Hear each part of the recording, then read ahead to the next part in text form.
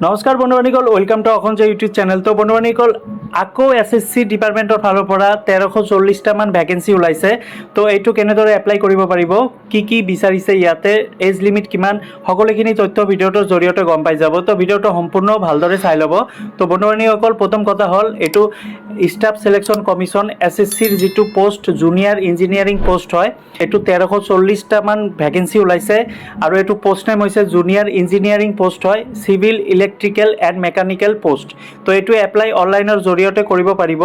আৰু ইয়াতে আপোনালোকে চাব পাৰিছে 1340টামান পোষ্ট ওলাইছে, এইটো SSC ডিপাৰ্টমেণ্টৰ ফালৰ পৰাই। ইয়াতে টোটাল পোষ্ট দিয়া আছে 1340টা। আনটো দিয়া আছে বৰ্ডাৰ ৰোডছ অৰ্গেনাইজেশ্যন, তাৰপিছত চেণ্ট্ৰেল পাব্লিক ৱাৰ্কছ ডিপাৰ্টমেণ্টৰ, তাৰপিছত চেণ্ট্ৰেল ৱাটাৰ কমিশ্যন, তাৰপিছত ব্ৰহ্মপুত্ৰ বৰ্ডৰ যিটো চিভিল, ফাৰাক্কা ব্ৰিজৰ প্ৰজেক্ট যিটো civil electrical, military engineering service যিটো চিভিল ইলেক্ট্ৰিকেল এণ্ড মেকানিকেল, তাৰপিছত national technical research organisation civil. তো ইয়াতে পোষ্ট নেম কেইটা দিয়া আছে, আপোনালোকে চাই ল'ব। এইটো এজ লিমিট দিয়া আছে বন্ধুবান্ধীসকল, আপ টু 32 ইয়াৰ্ছ, 18ৰ পৰা 32 ইয়াৰ্ছ হ'ব লাগিব। ইলেকশ্যন ইয়াতে পাব SC ST বাবে 5 ইয়াৰ্ছ, OBCৰ বাবে 3 ইয়াৰ্ছ, ফিজিকেল হেণ্ডিকেপ আনৰিজাৰ্ভ কেণ্ডিডেটৰ বাবে 10 ইয়াৰ্ছ, ফিজিকেল হেণ্ডিকেপ OBCৰ বাবে 13 ইয়াৰ্ছ, ফিজিকেল হেণ্ডিকেপ SC STৰ বাবে 15 ইয়াৰ্ছ এজ ইলেকশ্যন পাব। কোৱালিফিকেশ্যন বিচাৰিছে যিটো চেণ্ট্ৰেল ৱাটাৰ কমিশ্যনৰ ডিগ্ৰী পাছ থাকিব লাগিব, আৰু অপশ্যন দিছে যে ডিপ্ল'মা থাকিব লাগিব, যিটো ইঞ্জিনিয়াৰিং ডিপ্ল'মা বুলি কোৱা হয়, সেই ডিপ্ল'মাটো থাকিব লাগিব। আৰু বৰ্ডাৰ ৰোডছ অৰ্গেনাইজেশ্যন BRৰ বাবে ডিগ্ৰী থাকিব লাগিব, লগতে ইঞ্জিনিয়াৰিং ডিপ্ল'মা থাকিব লাগিব। তেতিয়া এইটো হৈছে এডভাৰ্টাইজমেণ্ট, যিটো ssc.gov.nic ৱেবছাইটত গৈ আপোনালোকে ডাউনলোড কৰিব পাৰিব।